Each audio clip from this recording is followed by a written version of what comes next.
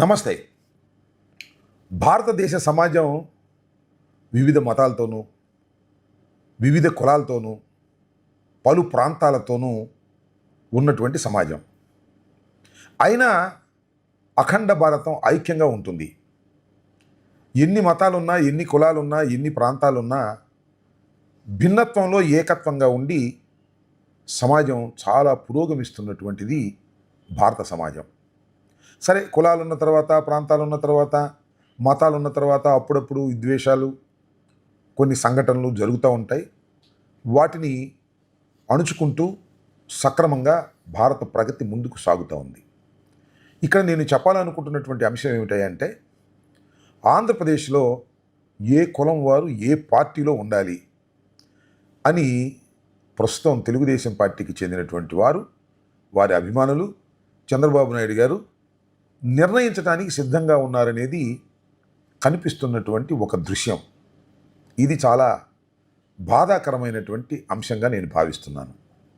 ఎందుకంటే ఏ కులం వాళ్ళు ఆ కులంలోనే చేసుకోవాలనేటువంటి సాంప్రదాయాలు ఉన్నా వాటికన్నిటికీ భిన్నంగా ఇవాళ కులాంతర వివాహాలు, మతాంతర వివాహాలు జరుగుతూ సమాజం చాలా పురోగమిస్తూ ఉన్నటువంటి సందర్భం. అయితే ఆంధ్రప్రదేశ్లో మాత్రం ఈ కులం వారు ఈ పార్టీలోనే ఉండాలి అని నిర్దేశించేటటువంటి కార్యక్రమాలు చేస్తున్నారు. రీసెంట్గా సత్తెనపల్లి నియోజకవర్గం పెదనమిలిపూర్లో గుత్తా లక్ష్మయ్య అనే వ్యక్తిని అక్కడ డిఎస్పి హనుమంతరావు ఏమన్నాడో మీరు వైరల్ అయినటువంటి విషయాలు చూసే ఉంటారు. యారా, కమ్మోడి వయ్యుండి జగన్ వెంట తిరుగుతున్నావా, కమ్మోడి వయ్యుండి వైసీపీలో ఉంటున్నావా అనేటువంటి మాట మాట్లాడాడు. అంటే దీని వెనుక అర్థం ఏమిటి అని అడుగుతా ఉన్నా. అంటే కమ్మారు ఎవ్వరూ కూడా వైసీపీలో ఉండకూడదా? కమ్మారందరూ కూడా తెలుగుదేశంలోనే ఉండాలా? తెలుగుదేశంలోనే ఉంటేనే వారు కమ్మవారు, లేకపోతే కమ్మవారు కాదు అనేటువంటి పద్ధతుల్లో ఇవాళ చంద్రబాబు నాయుడు గారి నాయకత్వంలో ఉన్నటువంటి ప్రభుత్వం ఇవాళ పనిచేస్తుందనేటువంటి అంశాన్ని ఇక్కడ మనం గుర్తించవలసినటువంటి అంశం ఉందని నేను చెప్పదలుచుకున్నాను. ఒక్కసారి మనం వైసీపీలో ఉన్నటువంటి కమ్మ కులానికి చెందినటువంటి నాయకుల్ని పరిశీలించినట్లయితే ఒకసారి చూద్దాం.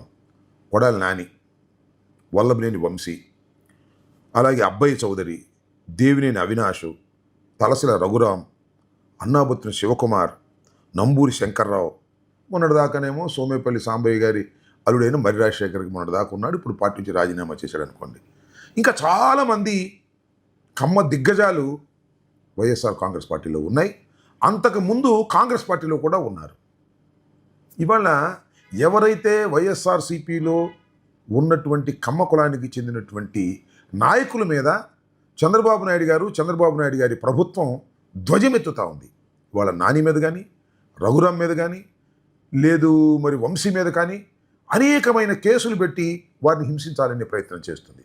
అలాగే అబ్బయ్య చౌదరి గారి మీద కూడా అనేకమైనటువంటి కేసులు పెట్టి ఇబ్బంది పెట్టాలనే ప్రయత్నం చేస్తుంది. దాని అర్థం ఏమిటంటే, నువ్వు కమ్మారు అయి ఉండి జగన్ అమ్ముడుతుంటావా, వైసీపీలో ఉంటావా, చంద్రబాబు నాయుడు గారు అమ్మట ఉండవా నువ్వు అనేటువంటి ఒక కుల అహంకారంతో ఇవాళ చంద్రబాబు నాయుడు గారి ప్రభుత్వం పనిచేస్తుందని నేను చెప్పదలుచుకున్నాను. ఒకసారి పరిశీలన చేయండి మీరు, నేను కాదని అనడం వల్ల పరిశీలన చేసిన తర్వాతే ఈ నిర్ణయానికి నేను వచ్చాను. నా అభిప్రాయం కూడా చెప్పదలుచుకున్నాను.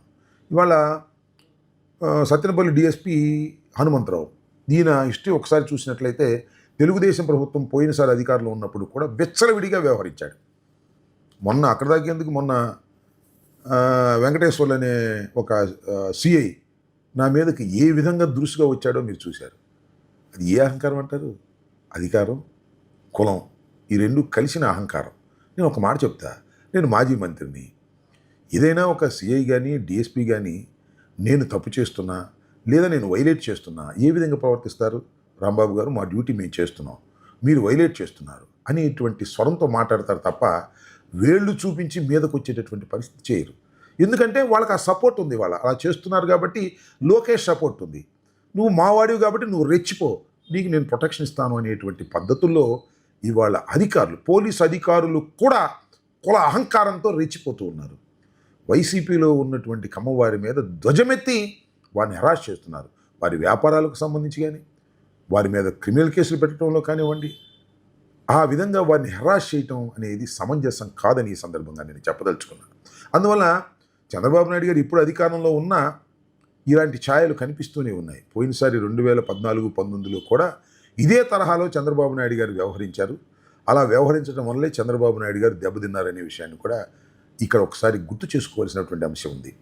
ఇవాళ చంద్రబాబు నాయుడు గారి ప్రభుత్వం కూడా ఈ విధంగా కుల అహంకారంతో రెచ్చిపోయేటటువంటి పరిస్థితి చేయటం, చివరికి ఎవరైతే కమ్మవారు కాస్తో కూస్తో విభిన్న కారణాల వలన జగన్మోహన్ రెడ్డి గారి మీద అభిమానం అనండి, లేదా స్థానిక రాజకీయాలు అనండి, ఇలాంటి వాటి వల్ల వాళ్ళు వైఎస్ఆర్ కాంగ్రెస్ పార్టీలో ఉండి జగన్మోహన్ రెడ్డి గారికి అండగా ఉంటే అది చూసి సహించలేనటువంటి పరిస్థితుల్లో ఇవాళ నారా చంద్రబాబు నాయుడు గారు పనిచేస్తున్నారు.